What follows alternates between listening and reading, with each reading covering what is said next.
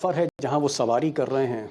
जी हाँ, सवारी कर रहे हैं उस गाड़ी की जिसको चला रहे हैं नीतीश बाबू और नायडू बाबू। ये सफ़र मोदी जी के लिए कांटों भरा इसलिए है क्योंकि एक तो बीजेपी के पास संख्या बल नहीं है। कहाँ तो सपने 370 के मोदी जी देख रहे थे, 270 भी नहीं मिले, 240 पर रुके हुए हैं। या 240 पर मोदी जी हैं, अल्पमत में हैं बीजेपी। वो कहीं ना कहीं डिपेंडेंट है, हर फैसले के लिए उनको नायडू और नीतीश कुमार के पास जाना ही होगा और सामने एक मजबूत विपक्ष है। ऐसे सिचुएशन में ये जो गाड़ी चला रहे हैं मिस्टर नायडू, कब ब्रेक मार दें, कब खतरनाक मोड़ आ जाए, कब स्पीड बढ़ जाए, कब ब्रेक पर पैर चला जाए, नहीं मालूम। सवाल इस बात का है कि क्या इस गाड़ी पर ब्रेक लग सकती है? क्या नायडू बाबू आज नहीं, कल नहीं, परसों नहीं, कुछ महीने बाद क्या टकराव जैसी स्थिति आ सकती है और मोदी और शाह उसको भांप रहे हैं, कदम कदम पर कांटे हैं? और आखिर होने क्या जा रहा है अगले 3 महीनों में? मुझे लगता है कि आज 2 खास मेहमान हैं हमारे साथ। उमाकांत लकेड़ा हैं और कई बरसों से, कई दशकों से वो दिल्ली की सियासत को, दिल्ली की पार्लियामेंट को, पार्लियामेंट पॉलिटिक्स को, राष्ट्रीय राजनीति को बहुत करीब से देख रहे हैं। और हमारे साथ अशोक वानखेड़े टाइगर होंगे, बेबाक बोलते हैं। दोनों के पास चलते हैं, इस तस्वीर को थोड़ा और साफ करते हैं। पहला सवाल मेरा टाइगर से ही है। टाइगर, एक चीज हम जानना चाह रहे थे, चर्चा इस बात की हो रही है कि कहीं ना कहीं नायडू बाबू कोई ना कोई खेल जरूर करेंगे, क्योंकि उनकी जो निगाहें हैं वो स्पीकर पर, उनकी निगाहें कुछ मलाईदार मंत्रालय पर है, उनकी निगाहें स्पेशल पैकेज पर है। क्या आपको लगता है कि देर सवेर शपथ होने के बाद, विश्वास मत के बाद मोदी जी जब कुर्सी पर बैठ जाएं, एक आध विदेशी दौरे कर लें, क्या नायडू बाबू का असली चेहरा कुछ महीने बाद इस देश को दिखेगा? देखिए सर, इसके पहले भी नायडू पहली बार एनडीए का घटक दल रहे ऐसा नहीं। इसके बाद पहले भी नायडू रहे हैं, नायडू के मंत्री भी रहे हैं। उसके बाद सेकंड टाइम जब नायडू रहे तो सिर्फ स्पीकर पद रहा, बाकी कोई मंत्री पद नहीं रखा क्योंकि उन्हें कोई एक पावर सेंटर नहीं चाहिए था और स्टेट में। जो केंद्र का कैबिनेट होता है वो स्टेट के चीफ मिनिस्टर के बराबर होता है। उसके बाद एक दिन जब उन्होंने वो छोड़ा, बाल योगी की डेथ भी हो गई और वो जो बालक हो गए, तो प्रमोद जी तब जिंदा थे। और जब अब प्रमोद जी को हमने पूछा कि भाई चंद्रबाबू नायडू जो जो गए हैं, इनको आपने रोकना चाहिए था, तो उन्होंने कहा कि हर चीज की एक लिमिट होती है। इनकी डिमांड्स इतनी बढ़ रही थी कि वो किसी को भी अब पूरी करने में असमर्थ था, कोई भी। हम भी असमर्थ हो गए थे पूरी करने में, क्योंकि हमें पूरा देश देखना है, सिर्फ एक राज्य नहीं देखना है। हर चीज में, हर मंत्रालय में, हर सबसे ज्यादा बजट यदि इनको देंगे तो फिर बाकी देश को क्या देंगे? तो Chandrababu is a hard bargainer. और बार्गेन पहले दिन नहीं होता। ये ऐसा नहीं होता कि सरकार तुम्हारी हम होने नहीं देंगे। सरकार बनवा देंगे, सरकार में रहेंगे और फिर डिमांड शुरू करेंगे। एक बार घर में घुस जाएंगे, डिमांड शुरू करेंगे। सबसे पहले वो अपने केसेस वगैरह जो है वो रफा दफा करवाएंगे। उसके बाद फिर, क्योंकि वो राज्य है बिल्कुल दिवालिया हो चुका है, उस राज्य का दिवालिया निकल चुका है, आंध्र उन्हें वो प्रदेश। करना है। आंध्र प्रदेश का वो उनकी जो अमरावती राजधानी है, वो जो खंडहर बना हुआ है अभी, जगन थैंक्स टू जगन रेड्डी, उसको अभी फिर से उनको सेटल करना है, फिर से उसको रिवाइज करना है। बहुत सारे प्रोजेक्ट्स हैं। उनको वाटर का प्रॉब्लम है, वो करना है। उनको आईटी इंडस्ट्री हैदराबाद, मतलब उन्होंने जो हैदराबाद में डेवलप की थी वैसा वो आंध्र प्रदेश में डेवलप करना चाहेंगे। हैदराबाद हाथ से चला गया तो ऐसे कई ड्रीम्स है उनके, वो उनको पूरे करने हैं। वो लगातार डिमांडिंग रहेंगे। ये कितना उनका डिमांड कर सकते हैं, जिस दिन डिमांड पूरी नहीं होगा वो अपनी तेवर दिखाएंगे। टाइगर की ये जो 52 दल हैं, ये जो उनके सहयोगी दल हैं, अगर एक आदमी एक मंत्रालय मांगेगा, मान लीजिए एकनाथ शिंदे ने कहा कि मुझे कृषि मंत्रालय दे दीजिए, और वो मंत्रालय जयंत चौधरी ने कहा कि साहब हमें तो कोई मंत्रालय मिले नहीं, किसी ने कहा मुझे बुरा मंत्रालय मिला, किसी ने कहा मुझे और अच्छा चाहिए, किसी को कोयला मंत्रालय ये चाहिए, किसी को बिजली मंत्रालय चाहिए, इस तरह का आपको ये लग रहा है झगड़ा होगा? होगा होगा होगा होगा डिमांडिंग। ये कहते हैं कि नहीं, सब साथ में होगा, सब साथ में होगा। मुझे बताइए, हमने उमाकांत जी ने भी कितनी सरकारें गिरते हुए देखी। ये जब सरकारें गिरी तो किसी ने नहीं कहा ये सरकार गिर रही है। आखिरी दिन तक सब इस सरकार को डिफेंड करते हैं और फिर एकदम सरकार गिर जाती है, क्योंकि अंतर्द्वंद बहुत होते हैं। अब एक तो पहले मंत्रालय का होगा, मंत्रालय के बाद फिर मंत्रालय चलाने का इंडिपेंडेंस चाहिए होगा। रेलवे मंत्री जिसके पास होगा, सपोज जनता दल यूनाइटेड के पास रेलवे मंत्री है, तो रेलवे बोर्ड का चेयरमैन वो तय करेंगे, पीएम वो तय नहीं करेंगे। मोदी नहीं करेंगे। नहीं करेंगे, सेक्रेटरी वो तय करेंगे।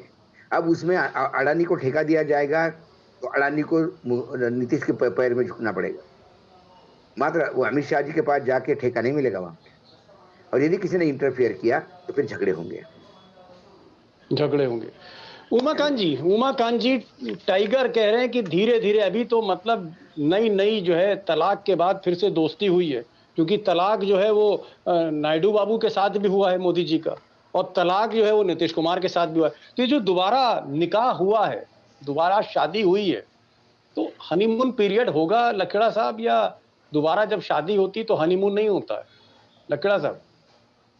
देखिए, मोदी रिजिम में जब आप कोई चीज शुरू करेंगे या कोई चीज की किसी मुद्दे पर चर्चा करेंगे तो नरेंद्र मोदी से शुरू करना पड़ेगा।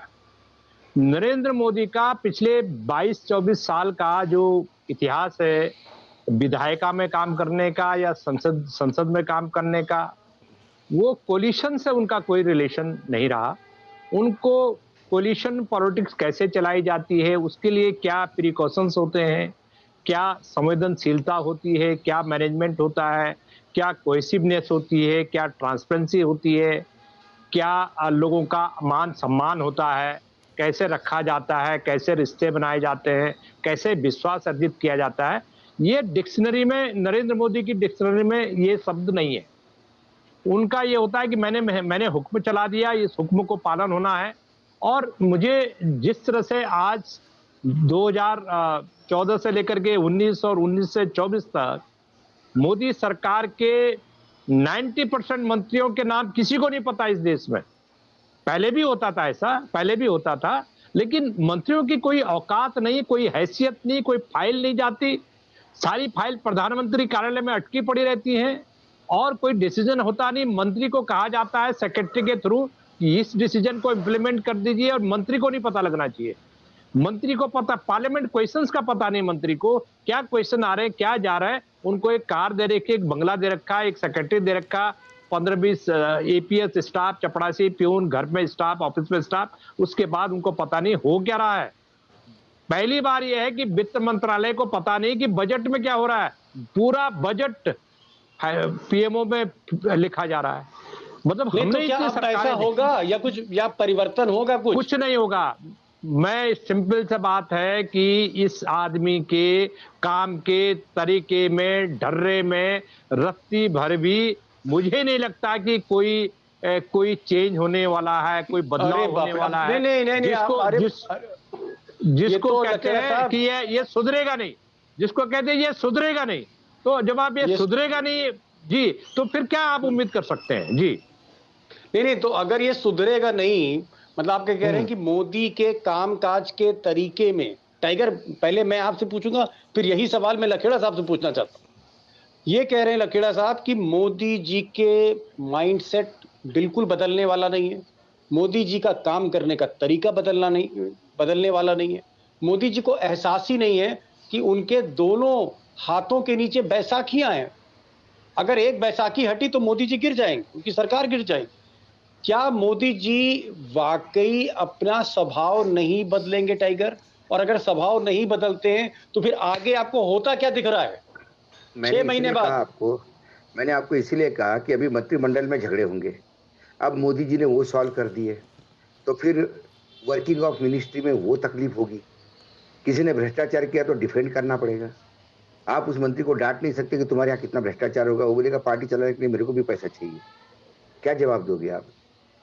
हाँ, लखाड़ा जी कह रहे हैं कि मंत्री जी बदलेंगे नहीं। मोदी जी का टोन तो सत्ता में रहना है तो बदलना पड़ेगा, नहीं तो सत्ता जाएगी। ये कोई बीजेपी के लोग नहीं है जो आपको गधे जैसे अपने हाक दिए और वो पीछे पीछे पीछे पीछे पीछे पीछे पीछे चले आ गए। ये लोग आपके 52 वो लोग हैं जो स्वयंभू है, सब शिव के अवतार है, सभी अजन्मे हैं, 52 के 52। मोदी जी का आ गया ना बदलाव, मोदी की गारंटी और मोदी की सरकार, एनडीए की सरकार हो गई ना, बोल रहे ना अभी। एनडीए की सरकार है, एनडीए की सरकार थी, एनडीए की सरकार रहेगी। कहां थी एनडीए की सरकार? अब एनडीए की सरकार थी तो मोदी की गारंटी क्यों थी?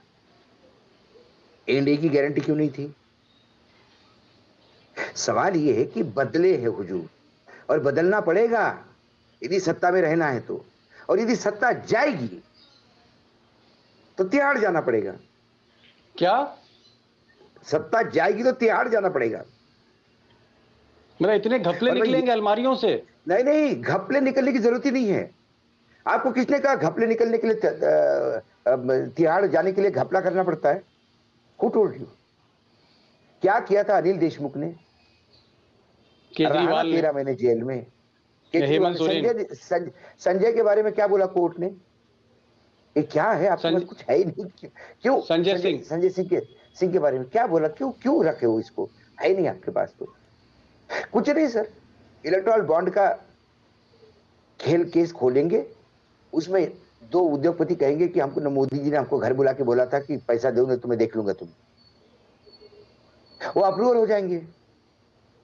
ये मोदी जी ने यही तो सिस्टम अपनाया ना। एक को पकड़ो, उससे अप्रूवल, उससे एक एफिडेविट ले लो और उस एफिडेविट में नाम डलवाओ, लोगों को अंदर करो। वो इजी है। मैं मोदी जी को भ्रष्ट है ऐसा नहीं बोल रहा हूं, मैं मोदी जी ने भ्रष्टाचार किया ऐसा भी नहीं बोल रहा हूं, मैं मोदी जी जेल जाएंगे ऐसा बोल रहा हूं। क्योंकि मोदी जी को जेल भेजने का रास्ता वही है जो मोदी जी ने 4 लेन हाईवे बनवाया जेल का, जिसमें सारे जी, विपक्ष के लोगों को भेजा। उसी हाईवे पे उनको भी चलना पड़ेगा। चलना पड़ेगा। छूट जाएंगे, 13 महीने बाद छूट जाएंगे, 1 साल बाद जी। छूट जाएंगे। जी, टिट फॉर टैट, मतलब जैसे को तैसा। एक चीज लखेड़ा साहब, टाइगर कह रहे हैं कि भाई स्वभाव तो बदलना पड़ेगा मोदी को, कह रहे हैं टोन बदलनी पड़ेगी, अब तानाशाही नहीं चलेगी, क्योंकि अभी तो हनीमून पीरियड चल रहा है, अभी विश्वास मत होगा, फिर मोदी जी को मौका दिया जाएगा, फिर मोदी जी 3-4 महीने कुछ अनाउंसमेंट्स करेंगे। तो वो कह रहे हैं कि भाई 3-4 महीने का वक्त दीजिए नायडू और नीतीश कुमार को। क्या आपको लगता है कि नायडू और नीतीश कुमार जो एक सेकुलर पॉलिटिक्स करते हैं, दोनों को मुस्लिम्स का वोट भी चाहिए अपने प्रदेश में, क्या आपको लगता है कि अगर मोदी जी 4 या 5 महीने के बाद अपने असली अवतार में आते हैं, मंगलसूत्र वाले में, तो क्या खेला हो सकता है, या मोदी जी थोड़ा सा फूक फूक कर कदम रखेंगे? 6 महीने के बाद लखेड़ा साहब, आपको सीन क्या दिख रहा है दिल्ली का? मैं आपको सिंपल सा बात बता दूं, नीतीश कुमार बिहार विधानसभा का जो अगले साल इलेक्शन होने वाला है, नीतीश कुमार चाहेंगे कि उसके नेतृत्व में वहां इलेक्शन लड़ा जाए, उनकी लीडरशिप, वही मुख्यमंत्री बने रहे, पद नहीं छोड़ने वाले। पॉलिटिशियन जो सत्ता में आया है मरते दम तक पद नहीं छोड़ने वाला। और आप उनको कहेंगे कि साहब आपको भूलने की बीमारी हो गई, आप ठीक नहीं बोलते, आप कभी पैर छू देते हैं, इससे उन पर कोई सेहत पे कोई फर्क नहीं पड़ने वाला। मैं आपको बता दूं कि जो बार्गेन चंद्रबाबू नायडू करेंगे, पिछड़ा दर्जे की मांग करेंगे, विशेष पैकेज की मांग करेंगे, बिहार का पैकेज तो पहले से पेंडिंग पड़ा हुआ है सेंट्रल गवर्नमेंट के पास, और इन्होंने आज तक उसको पूरा नहीं किया। तो बिहार एक हाथ से आप चंद्रबाबू नायडू को खुश रखेंगे, दूसरे हाथ से आप नीतीश कुमार और उनके जो शागिर्द हैं, उनके जो टीम है, और 12 उनके एमपी हैं, उनके साथ और भी उनके साथ लोग हैं। ऐसा नहीं कि नीतीश कुमार अकेले हैं। और मैं सिंपल सा कह रहा हूं कि 6 महीने बाद अगर आपने ये काम नहीं किए, और केवल अगर आप आंध्र प्रदेश और बिहार को खुश करेंगे तो हाँ, आंध्र प्रदेश और बिहार को खुश करेंगे तो झारखंड का क्या होगा, मणिपुर का क्या होगा, असम का क्या होगा, पश्चिम बंगाल का क्या होगा? ममता बनर्जी तो खार खाए बैठी है, वो तो इंतजार में है। पंजाब का क्या होगा? आप देखिए कि पंजाब में तो धरना हुआ था अकाली दल के लोगों का, ये सॉरी आम आदमी पार्टी के लोगों का। मैं कह रहा हूं कि 6 महीने, आप कह रहे हैं कि 6 महीने के बाद ही असली तस्वीर सामने आएगी, अभी तो दोनों तरफ से शुरुआती दौर है। टाइगर, एक सवाल बड़ा इंपॉर्टेंट और आखिरी सवाल है, क्या आपको लगता है कि आज गडकरी साहब ने चलिए अभिवादन कर दिया, योगी आदित्यनाथ से तो नमस्ते भी नहीं करी मोदी जी ने, एक बार देखा भी नहीं उनकी तरफ, कई और मैंने नेता देखे जो चुप बैठे थे, तो ये जो योगी हैं, शिवराज सिंह चौहान हैं, गडकरी हैं, उनके पीछे आरएसएस है, क्या आपको लगता है कि देर सवेर यहाँ भी बगावत की चिंगारी कोई सुर उठेंगे 2 महीने बाद, 3 महीने बाद? देखिए, सिचुएशन जैसी बदलती है वैसे आवाज निकलती है। यदि एनडीए जो 52 लोग है, यदि इसमें अनरेस्ट हो गया और इन्होंने बोलना शुरू कर दिया तो फिर बीजेपी में भी सुर उठेंगे। Who will bell the cat, that is the question. बिल्ली के गले पे घंटी कौन? घंटी कौन बांधेगा? और ये काम बीजेपी के लिए मुश्किल है, बीजेपी के सांसदों के लिए, लेकिन एनडीए के लिए तो बहुत ही इजी है, क्योंकि बीजेपी वाले जिसको शेर समझते हैं, एनडीए वाले उसको बिल्ली समझते हैं कि वो उनके भरोसे है, उसकी दहाड़ इनके भरोसे है, 52 लोगों के भरोसे। इन 52 में से 15 खिसक गए तो प्रॉब्लम है। जी तो जी। मोदी जी चाहे किसी को कुछ भी कहे, और ये होगा जब आप एक राज्य को देगा, दूसरा राज्य चिल्लाएगा, वहां पे बीजेपी की सरकार होगी, लोग बोलेंगे इससे तो अच्छा है वो अपोजिशन की सरकार बनाते। जी ये प्रॉब्लम होगी, क्योंकि इन सज्जन ने जीवन भर कभी मिली जुली सरकार नहीं चलाई। इन लोगों ने नहीं हमेशा चला। एब्सोल्यूट मेजोरिटी में काम किया, इसलिए जी इनकी प्रवृत्ति तानाशाही